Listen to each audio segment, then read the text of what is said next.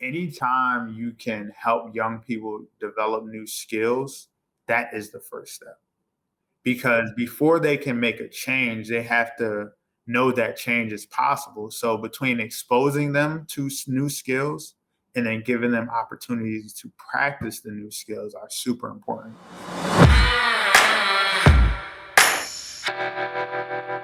Welcome to the Generation Youth Podcast, to another episode we have. I'm here with my new friend, Sam Brown. Sam, thank you for being my guest today. Now, it's a pleasure. Thank you for having me. Thank you for allowing me to come onto your platform and just share a little bit about me.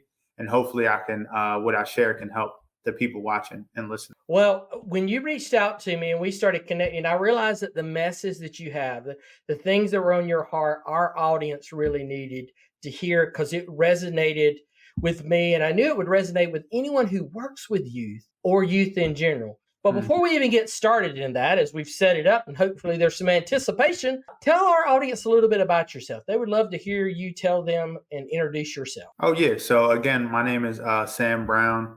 I am a professional speaker, award-winning author, and a best-selling author and award-winning philanthropist from Coatesville, Pennsylvania. And a little bit about me, all things youth. I've spent the past decade of my life, now a little over a decade, just working in various youth settings, working directly with young people, whether it's foster care, juvenile probation, at-risk youth, high schoolers, college students, you name it. And I travel and I really deliver a message, which is also, we'll get into the title of my book, Grow Through What You Go Through, which is simply helping people understand that no matter what you experience in life, no matter what you go through in life, you can find a way to grow through it and in tough circumstances to become the best version of yourself. So that's my message. That's what I do. It breaks down into various topics, which we'll get into, but that's a little bit about myself. Where did you get up with this? Where did this concept for this book? I love the title, by the way. Thank Grow you. Through What You Go Through. That's very catchy, but it also has a lot of different layers of meaning. What motivated you to write this? What was the catalyst behind your journey to produce this book for us? Yeah, so really got me to that point because my journey of becoming an author was very interesting. Because honestly, I always say it took me 3 years to get the courage to write a book, and it took me 30 days to write the book. Oh, So, wow. so really, what was the catalyst behind it was the message that I embody: grow through what you go through, because a lot of it is sharing my experiences. A lot of it is sharing my insight and what I've learned throughout life. And really, each chapter represents kind of like, I always say my book is a more of a toolbox, and each chapter is a tool. It's not really meant to motivate you, make you feel good, but it's really supposed to help guide you through a tough time in your life or through that rough time. So for me, the inspiration really came from my own personal life and what I've been through and what I share as I travel and speak and different things like that. So I would assume then from that statement that there's some instances in your life that were tough and you've grown through them, and it was a message that you wanted to share with young people, adults. Who are you really focusing Yeah, this so on? this book, it was created and it's geared for teens and young adults. So I always say that range anywhere between like 16 to like 25, 30 years old is the perfect range. And even though that's a wide range, I think each lesson can be applied at different points in your life. The things that you're experiencing at 16, you can gain some insight from the book. The things you're experiencing at 21 and 25, or even me, I'm 29 years old. And writing the book helped me understand and start to pick up on certain things that I still needed to work on. So it was definitely eye opening. It was very much a reflection of where I've been and who I am now, but then also how much more growth I can continue to like kind of add to my life. So what's the thesis of the book? What's the theme of it? What the main message that our audience can look forward to when they get it? Yeah, so the main message of grow through what you go through is very like straightforward. It is, this book is meant not to change your life overnight. It's not meant to be a magic wand over your life. It's meant to give you the skills needed to navigate the various storms in life. I have a statement that I love making This book will help you learn how to dance in the storms of life so that you can see the beauty of life, which is the rainbow. Mm. After every storm comes a rainbow. And that's our life. Our life is various storms. And this book is to help you, it's to make you storm resistant, is to make you storm resistant so that when things happen, you have your tool belt that you need to manage and fix different areas of your life. All right, so how are they going to do this? I mean, I can hear the minds right now of some of the listeners or viewers, if they're watching on YouTube, that they're thinking, okay, great line, I love it. It's the same thing. We hear a lot of books, yeah, Mhm. these authors telling us this stuff, these speakers jumping up, but give us the hard, cold, hard facts, man. How are we going to make this happen? So So the tell us, reality just is, give us a little bit of it. Yeah. yeah, so the reality of it is, and what separates me from like the various books is that book is about 75, 80 pages. It's no fluff, it's just straight work. I'm all about working. And not only are you getting the educational aspect of learning from each chapter, right? Because each chapter is meant to add value, to teach you something, to give you a different perspective on life. But then at the end of each chapter, I've included growth assignments. And what Oh, this is you take what you learn or you take what you read and you apply it to your life in real time. So by the end of the book, you have progressively grown through the different experiences and it only took you 75, 80 pages. And those growth assignments, they have been created for the purpose of development in real time. Because the one thing I'm big on, and that's as a speaker, I even do this. I don't want you to just feel good for a couple of days or feel motivated for a day or two. Like I just read the greatest chapter, I'm about to change my life. But no, like when are you going to actually do the work? But with the book, you do it in real time versus like you read the book in its entirety and then you start to apply the things because people tend to forget, people tend to get lost or overwhelmed. So that way, if we do it chapter by chapter, you're not overwhelmed, you're not lost, and you can start to see real change. so if you're giving them a toolbox to help them get through the obstacles that they've had, to help them navigate the storms of life, what are some Mhm. of these tools that you're giving them? I Yeah. remember the very first time when my dad gave me a toolbox. I opened that thing up and I wanted to know what those tools were for, and how I could use them, and I wanted to be trained on them. So, what are some of these tools that are in this box? Yeah, so one of the earlier chapters or the tool that you'll use is we have to start with your mindset because without a mindset that's strong enough to believe that you can get through the various storms in life, then you'll never get through it, no matter how equipped you are. So one of the earlier tools that I share is having a 1% mindset or a brick by brick mindset, right? Because you have to understand, and it's one of my favorite stories when they're talking about how do you build a building? You build it brick by brick, and then eventually you'll have a wall. Eventually you'll have four walls. Then eventually you'll have, your interior done. And that's your life. That's a representation of your life. So really, I want to make this digestible. And the tool that they're given is focused around how can anybody within the age range that we're focused on apply this. So having a 1% mindset, what does that mean? I'm not pressuring you to overcome life challenges overnight or in a week or in a month or in a year. The whole point of having a 1% mindset is just waking up with the intention of getting better, right? Mm. So that's one. And then I've also dedicated a chapter to the late Kobe Bryant, having a Mamba mentality.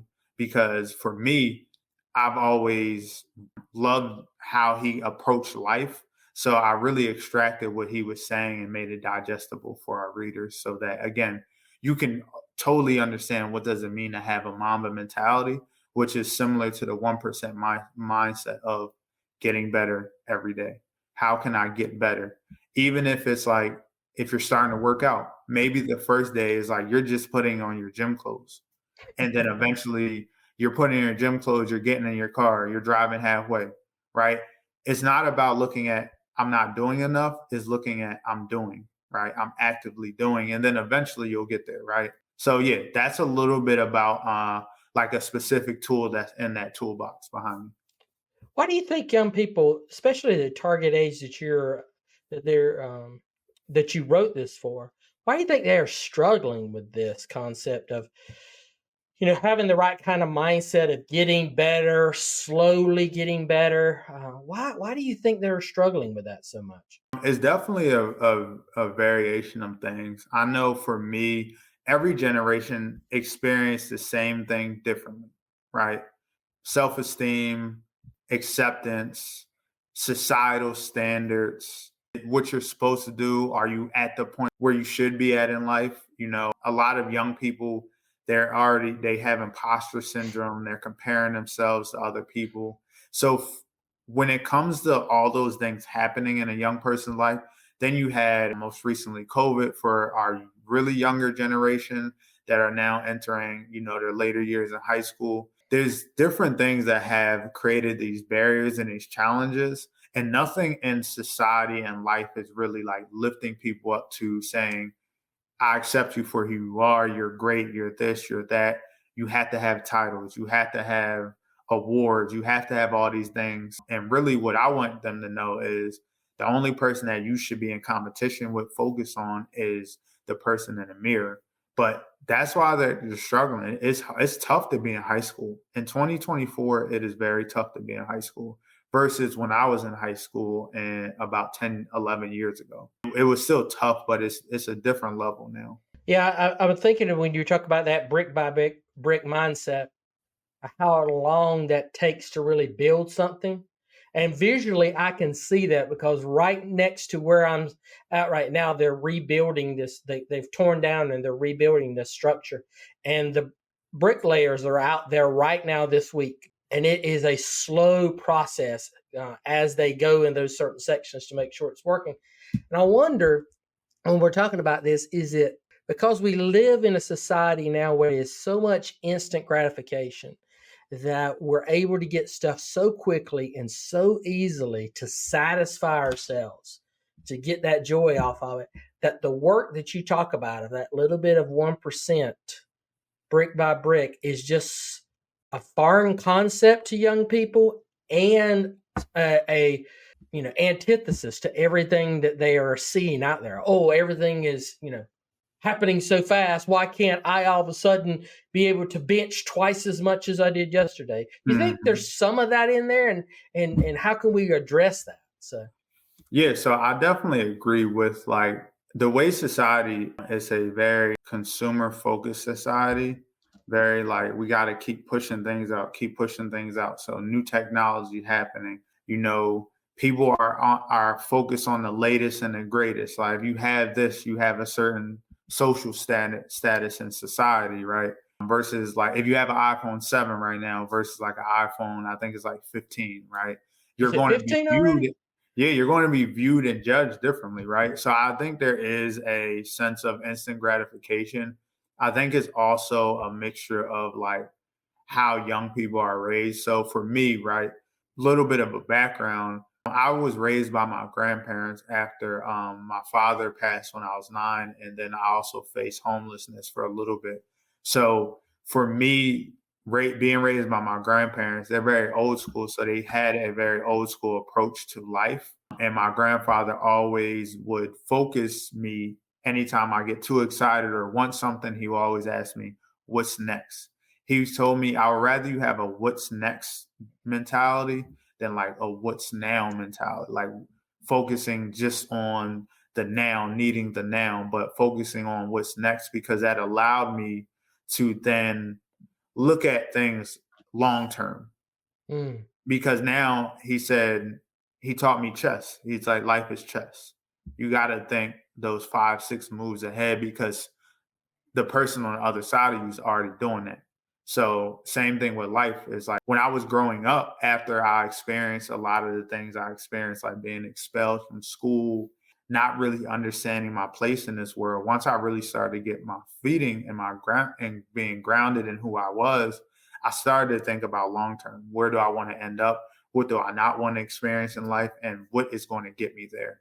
So I think it is a mixture. And as far as the solution, I think it is helping people understand how to still have the wins even in the slow grind, right? Mm. How do you have those benchmarks to motivate you to keep going, right? We all need that. Whether again, gym progress, right? It's like you said, you were benching like 125. You might not double it tomorrow, but in 2 weeks you might add an extra 10 pounds on it. And you have to learn how to celebrate that because that's going to motivate you to keep going. So that's like one thought as far as like a solution for it Well, is we're hitting on a couple of different, mindset problems with them that you've mentioned. Number one is their inability to realize it is a long process to succeed. mm-hmm, Yeah, I was sharing on a recent podcast that I had heard recently that overnight successes normally take about 10 years. And mm-hmm, that's something that folks don't see. They see these celebrities or athletes or very wealthy entrepreneurs, and they're like, look, it just happened to them overnight. Yeah, overnight for about 10, 15 years or longer of them grinding away. And then because they're not thinking long term. mm-hmm. So we got folks who are resistant to the work daily because they want it now, and they don't see the long term. And I love your solution, what you said about making sure that you celebrate those small wins along your journey to celebrate where you are, because I think they miss that quite a bit. You Yeah, work with a lot of youth currently, right? yeah, definitely. And are you seeing their mindset in this, avenue as well, that they're also struggling with this? Yeah, they are very much like living in like they're very much like living in the now of like, how can this serve me now? And I think the issue when it comes to small wins is people only care about championships. People Hmm. only care about like being at the top or being the best. I think I was having a conversation with someone and it was like, oh yeah, I just want to be the best like artist there ever was, like the best like musical artist there ever was. Like I think they were talking about R&B or singing, and I was like, being top 5 ever is pretty good too, or being top 10 ever is pretty good too. And I think we have to get away from the notion of like, in order to be great or in order to be successful, I need to be the best to ever do it. And that's not always the case. So one thing I share with my young people, because they're currently in internships, is either their first internship or maybe their second. And they had to go through 9 weeks without getting paid of commitment Monday through Friday workshop in order to get to that point. And I knew Wow. halfway through they were struggling. So what I did was I celebrated their win of making it 50% through a program that you're not even getting paid for yet by taking them bowling. And they just had a moment where we reflected. It's like, listen, look around. It's 39 of y'all. It was 200 some applicants that didn't even get here. So you have to learn how to view things a little bit differently. And ever since then, we celebrate certain things. Like anytime I know a young person does something well, I'm celebrating them. And I think the more that we do it for other people, the more other people will realize that this is okay to do. I celebrate my small wins. I went to the gym after work yesterday and I really didn't want to go. And I went. And that was a win for me because I could have not went. I went to the gym this morning and I'm feeling it now. So, Yeah, listen, me too. all right, let's put you on the spot here. We want to provide some practical advice for our listeners. So, part of our listeners are typically our parents or people who are working with youth. If Mhm. they are looking at their current situation of who they're in, and they want to help them to develop that brick by brick mindset to think long term, what is step one? What is something Sam can tell them right now to get them started down that road, that these adults who are working with youth, what can they do tangibly to help those young people that they are working with? Yeah, so I actually learned this a couple years ago working at the Coastal Youth Initiative, which, if we have time, we'll get into, and how like that saved my life from a life of just craziness I was doing at a young age. But working there as a young adult, we learned something called the social development strategy to help young people become successful young adults. I have taken that strategy and created a phrase called the high five method. It's 5 steps on helping young people become successful young adults. But I call it the high five method, not just because it's 5 steps, but because the notion of giving someone a high five, a good job, is meaning that you are doing all 5 steps. You're doing a good Oh, job. So the social development strategy is essentially broken down into teaching young people skills, giving them opportunity to practice those skills, celebrating or giving their flowers, showing appreciation, like congratulating them on successes and wins. Creating a structured environment as well is super important. But out of that strategy, the one thing I want to say is anytime you can help young people develop new skills, that is the first step. Because before they can make a change, they have to know that change is possible. So between exposing them to new skills and then giving them opportunities to practice the new skills are super important. So one thing I did with my group of students is as I was developing workshops, I understood the interaction piece is just as important as the educational piece. So anytime I taught them something. So we did a class on public speaking because I feel like being able to talk about yourself, to being able to talk in front of a group, being able to articulate a vision creates action. It creates people to move. It creates resources. It creates people to sit at a table.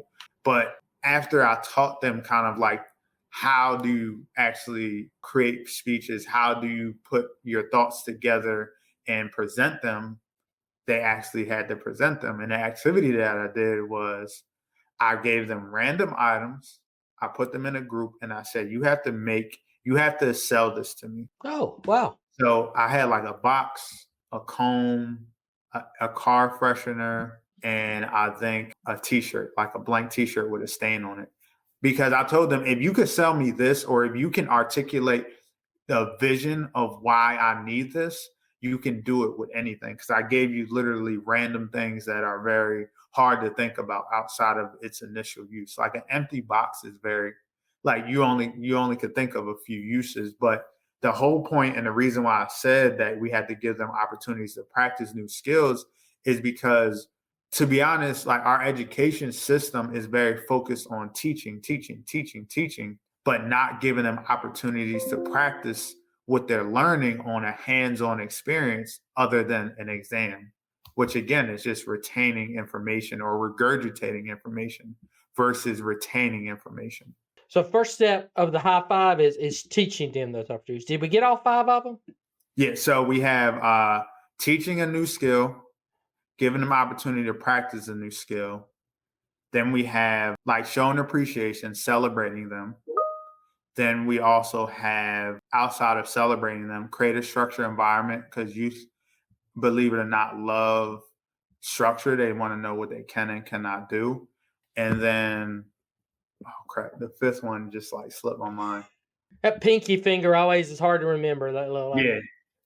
It's going to come back to me. It's going to come back to me throughout this. Well, I love teaching them a new skill. Now, on their skill, I'm thinking about what our audience may be questioning. They may say, what kind of skill were you talking about? Are you talking about a job skill? Are you talking about a soft skill? Or does it even matter just as long as it's something that they have learned that they can implement?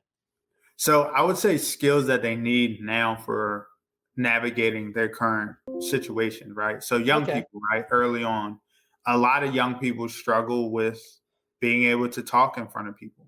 A lot of young people struggle with understanding the importance of conflict resolution. So when it comes to skills, right, it's like the skills that are needed so that they can navigate the current challenges in life.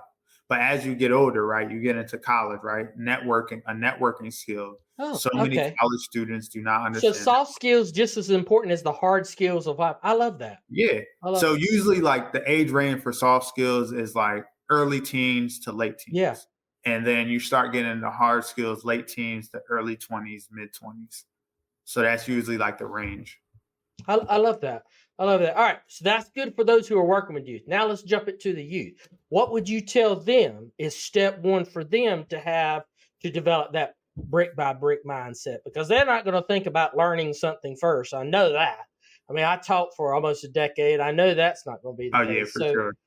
What is step one of them? What advice could you give them to get started on that road? The advice I would give them before I do it, the last step is fostering relationships. Ah, okay. So we have teaching a skill, give an opportunity to practice that skill, creating a structured environment, celebrating them with their wins, and then developing adult relationship. Because statistics say if one young person has at least one positive adult in their life, they're more likely to be successful or grow up and live out their dreams and their goals if they didn't. But to your question, when it comes to brick by brick mentality for our young people, the one thing I would have them really think about, and this is very like off the top, off the cusp, because I've actually never been asked a question directly for the youth to develop it, is think about the various things that you do in life, right? Some of our Hmm. young people are athletes. Some of our young people play video games. And when you think about the development as an athlete, development with like a character on a video game, or just like if you don't do any of those things, I think the important thing to remember if I'm trying to instill in this is the brick by brick mentality is sharing with them my own personal life. I think it's important for one, a young person to be able to relate to someone and to see them at a point in life where they might want to be or they might want to get to. So I always encourage young people to get mentors in the fields and areas that you want. But again, it's like you have to drive them there. So the one thing I would say is if you're working with young people, if you're the relatable adult where their current life experiences are similar to yours, open up and share with them kind of like your journey, because anytime I go speak, young people just think I've gotten here. I've always been great. I've always done this. I've always done that. I never had to go through anything in life. But when I share my story of losing my parents, both my parents before the age of 23, I share the story of being expelled and kicked out of my school district in middle school up until 12th grade when I was able to come back. I share the story of almost being kicked out of college for just nonsense that I was getting into. Like I share these different things so that they don't just assume that had a perfect life. I didn't have to go through things, because then it allows them to see that it's possible. I think the issue is a lot of young people feel like it's not possible if it takes too long, or it's not worth it because it might take so long and then I end up failing anyway halfway Yeah. through. I think So a lot of them are looking at social media so much, and they are seeing folks post their best successes, and they think, mhm. I want that immediately. And they don't see that that person's posting their best days that might have taken them years to accumulate. So 1,000%. So I think it's important for them to see an example of what does it mean to build a building brick by brick. that's powerful on there. So where can they find your book? How can they connect with that, and where can they find it? Yeah, so I have my website, whatyougothrough.com is what you go, and then instead of through spelled correctly, it's spelled THRU.com. You can find the book, you can read about me as an author, you can see how the book will impact and shape your life. So yeah, that's where they can find the book. Are there any other resources that go along with the book that you have available? Yeah, so on the website as well with the book, I included the growth assignments in the book just because Hmm. I wanted people to really have something to take away from it and not just be a good read. But then also I've created a growth planner. So Ah, along with the growth assignments, I've created a planner that's broken down into personal, professional, and then either financial or dream like goals, where each month you set large goals, and then every week you have a section where you state what you're going to do, and then the other section is how you're going to do it, because it's one to create a goal, it's two to create the plan around the goal, because without a plan your goal is just going to kind of like be on a hamster wheel. It's just going to keep going month after month and you're never going to accomplish it, versus if you create a solidified action plan behind it, step by step, breaking it down, you're more likely to be successful. where else can they get in touch with you at? Where's a good location for them to connect with you? Instagram, Yeah. online, where can they find you? Yeah, so if you're, so again, as a national speaker, I travel throughout the United States, and hopefully this year and then internationally, I got some things in the works. Oh, good. But Excellent. Well, thank anything you can tell us about? Or hopefully going to Guam, which is like I've never been or heard. I connected with some students at a conference, and we're currently working out like what does that look like for their student government and doing some leadership stuff around there. So I'm looking forward to it. Not the flight because I looked at at the flight is a very it's a long ways. it's almost like a little over a day of travel, Wow. but excited to just experience another part of the world. But yeah, if you're looking to reach out to me, get connected, learn more about my speaking services, I do speaking really around leadership development, mentorship development, personal and professional development, as well as like working with people who work with students, developing them so that they can develop their students. You can find me at faithandeffort.org, all spelled out faithandeffort.org.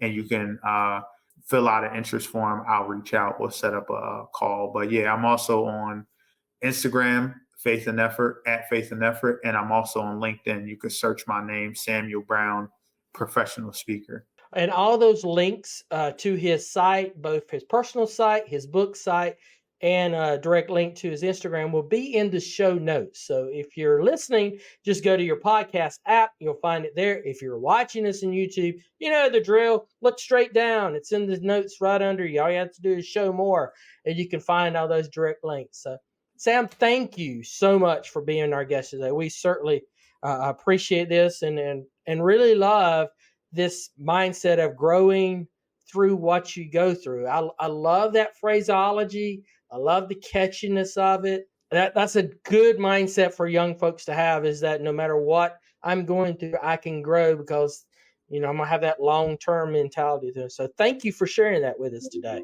Nah, no problem. And again, if you're viewing this and if you're not subscribed, make sure you subscribe.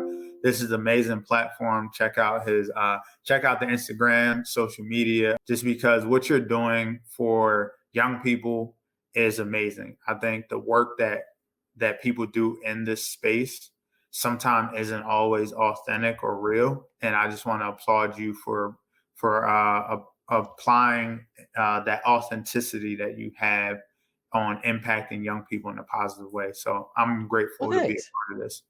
Well, I appreciate that. And listen, audience, thank you for staying with us. If you've been with us for almost 40 minutes now, you obviously have found some value in what we're saying.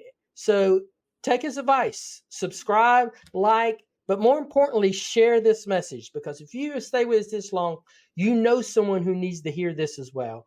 So share this message, spread it out, and we'll see you all again very soon on another episode of the Generation Youth Podcast.